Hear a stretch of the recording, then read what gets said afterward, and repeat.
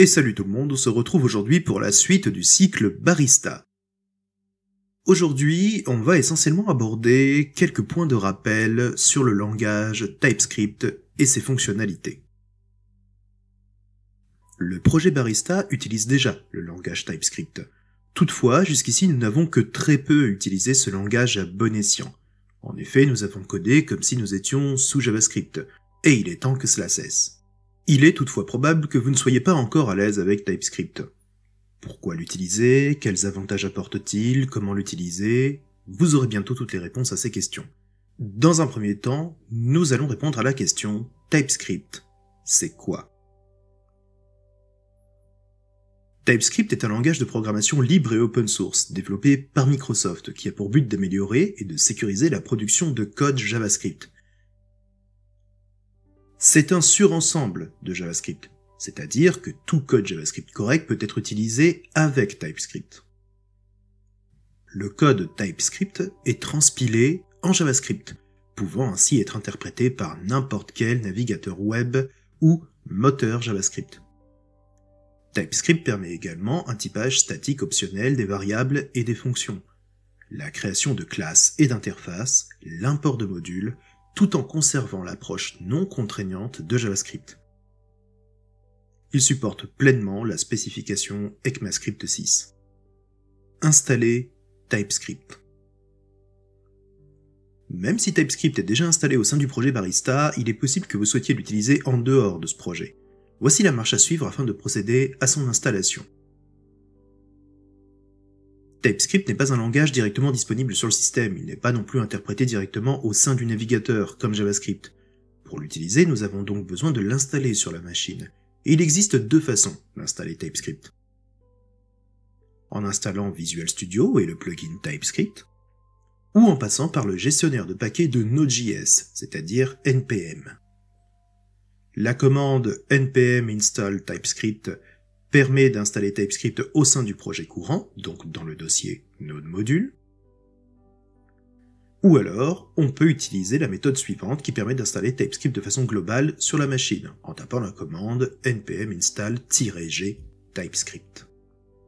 Puis, tapez la commande suivante pour obtenir le numéro de version tsc-v. Tout à l'heure, je vous ai parlé d'un procédé qui s'appelle la transpilation, ou transcompilation, cela dépend comment vous souhaitez l'interpréter. La transpilation est en fait une étape que l'on pourrait qualifier de pseudo-compilation plus une traduction. Je m'explique. En gros, le principe de base d'un compilateur est d'analyser votre code source, d'opérer tout un tas de vérifications, etc., pour finalement traduire le code en langage machine, le fameux code binaire. TypeScript fonctionne à l'aide d'un programme nommé TSC qui fait la même chose, à ceci près qu'il ne traduit pas le code en binaire, mais en JavaScript. C'est pour ça que l'on dit que TypeScript n'est qu'un surensemble de JavaScript. En vérité, à la fin, tout est retraduit en JavaScript. Ce qui signifie que TypeScript n'apporte que du sucre syntaxique à JavaScript. Les possibilités de TypeScript ne peuvent aller au-delà des capacités de JavaScript, puisqu'à la fin, on transpile tout vers du JavaScript. Tout code JavaScript ES6 ou plus est un code TypeScript valide. Pour transpiler, il vous suffit d'ouvrir un terminal et de taper la commande suivante tsc chemin vers mon fichier.ts.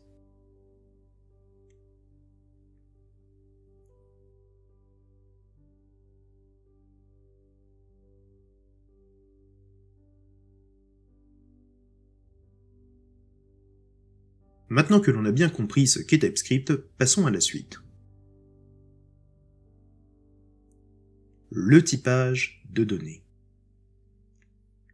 TypeScript doit son nom à l'une de ses fonctionnalités les plus utiles, à savoir le support du typage statique de données. Le typage statique, contrairement au typage dynamique, qui est aussi supporté, permet d'effectuer ce que l'on appelle du type checking à la compilation. En gros, TSC va vérifier, comme le ferait un compilateur C ou C++, que les données que l'on manipule correspondent bien au type de données déclaré, ce qui nous évite de découvrir ce genre d'erreur une fois le programme lancé. Par défaut, JavaScript est un langage compilé à l'aide d'une JIT, Just-in-Time Compiler, ce qui signifie qu'un morceau de code n'est analysé par le moteur JavaScript, comme V8 pour Chrome, que lorsqu'on en a besoin et pas avant. C'est pour cela que la plupart des erreurs en JavaScript sont perçues à l'exécution et non pas avant, car le programme n'est pas compilé en entier dès son chargement, mais petit à petit. Le fait de laisser un outil comme TSC vérifier le type de données revient à faire le boulot de la JIT, mais avant l'exécution du code, et du coup, on ne pousse pas en production un code défectueux, en tout cas pas au niveau des types de données manipulés. Les types de données de base supportés par TypeScript sont les suivants. Les booléens, une simple valeur pouvant être vraie, true, ou fausse, false.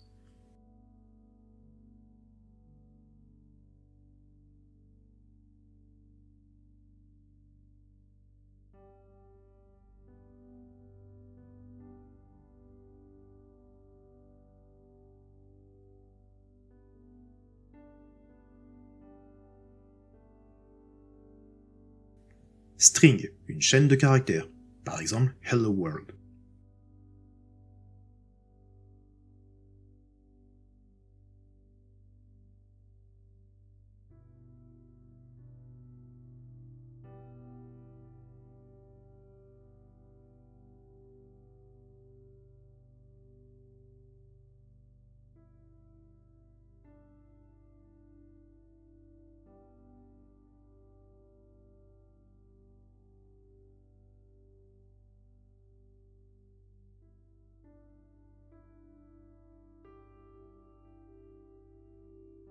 Number, un nombre flottant, exemple 1.5.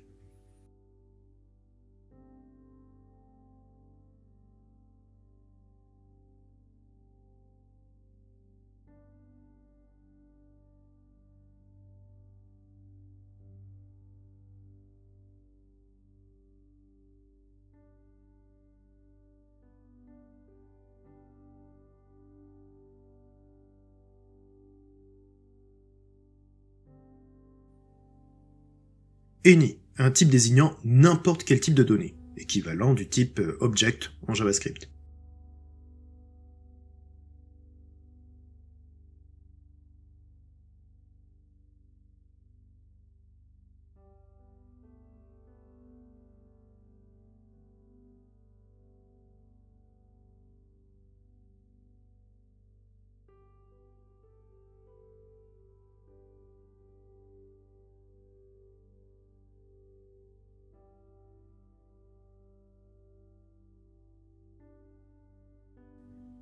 Void, un type désignant du vide, rien, aucune valeur. Souvent utilisé pour préciser qu'une fonction ou méthode ne retourne pas de valeur, on attend du vide, donc rien.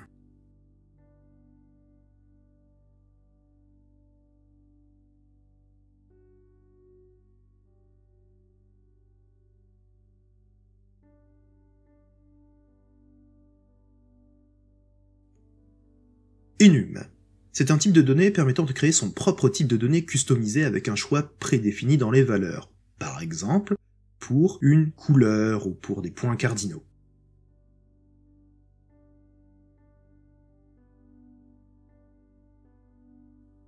Array, un tableau pouvant contenir toutes sortes d'éléments. On peut également définir le type de données d'un tableau.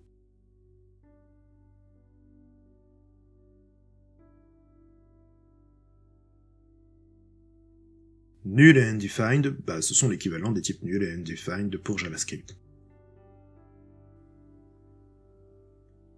Les variables et les constantes. En TypeScript, on n'emploie plus le mot-clé var pour déclarer une variable, mais les mots-clés let et const, introduits avec la norme ES6. Le mot-clé const est utilisé, comme son nom l'indique, pour déclarer une valeur constante, c'est-à-dire une valeur ne pouvant être modifiée. Si vous essayez de modifier une constante, une erreur est levée. Le mot-clé let est quant à lui utilisé pour déclarer une valeur variable, c'est-à-dire une valeur capable de changer au cours de la durée de vie de votre programme.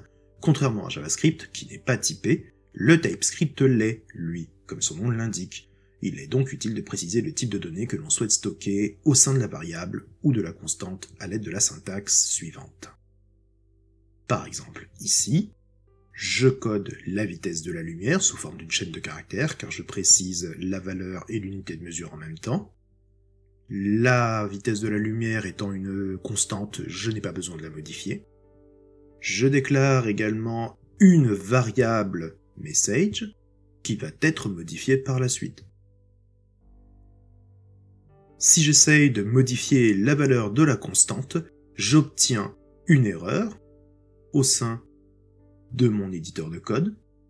Et si je tente la transpilation, cela échoue et cela m'indique une erreur. TSC fait donc son boulot. Les template strings. Les template strings permettent d'insérer plus facilement des valeurs de variables au sein d'une chaîne de caractères. Ces dernières peuvent également être définies sur plusieurs lignes. Il s'agit d'une nouveauté de la norme ES6, mais comme TypeScript est un surensemble de JavaScript, elles sont supportées. Par exemple, ici je déclare une variable Jedi. C'est un objet qui contient des propriétés surname et name avec Obi-Wan Kenobi à l'intérieur. Puis, je déclare une variable message au sein de laquelle j'insère les valeurs de la variable Jedi, ou plus exactement de ses propriétés, à l'aide de la syntaxe $accolade objet.mapropriété. Voyez comme il est facile d'insérer des données au sein de la chaîne de caractères avec cette syntaxe comparée à l'ancienne.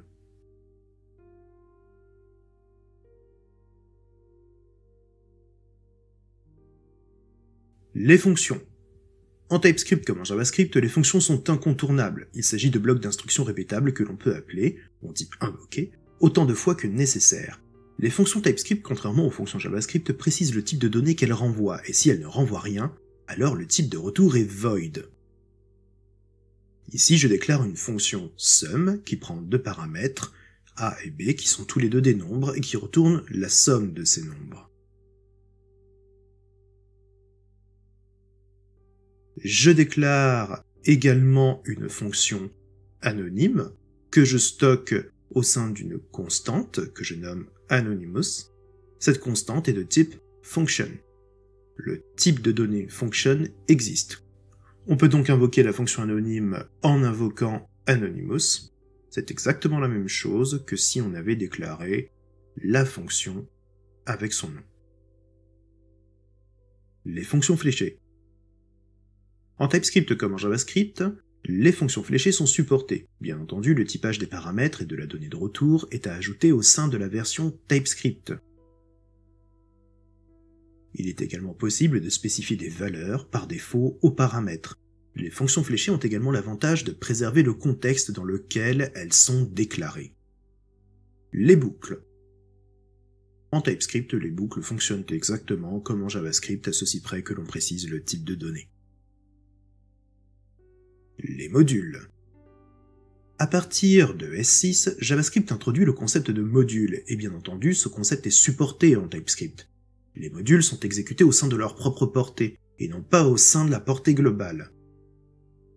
Cela signifie que les variables, fonctions, classes, etc. déclarées au sein d'un module ne sont pas visibles en dehors du module, à moins qu'elles ne soient explicitement exportées à l'aide du mot-clé export. De fait, pour utiliser un élément exporté au sein d'un module différent, il faut utiliser le mot-clé import.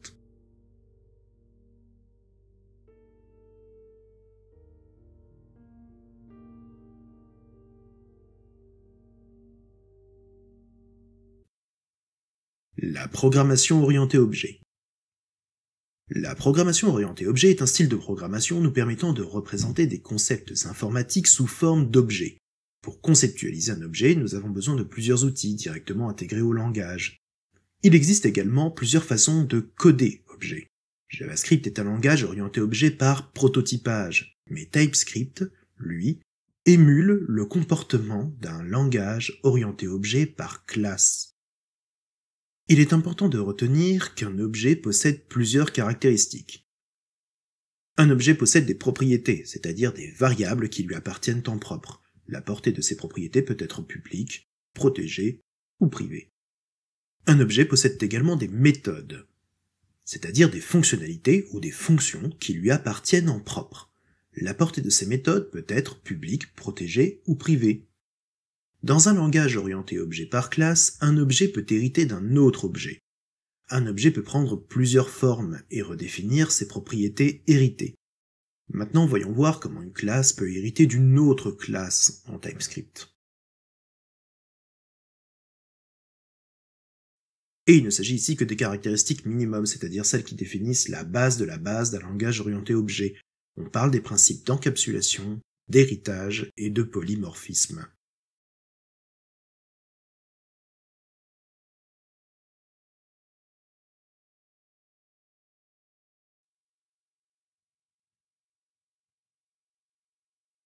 C'est tout pour ce petit tour de TypeScript. À partir de maintenant, nous allons l'utiliser de façon assez rigoureuse. Nous typerons donc l'ensemble de nos variables et nous allons également faire en sorte de créer des objets qui vont représenter les concepts que nous manipulerons. Quant à moi, je te dis à bientôt devant un petit café.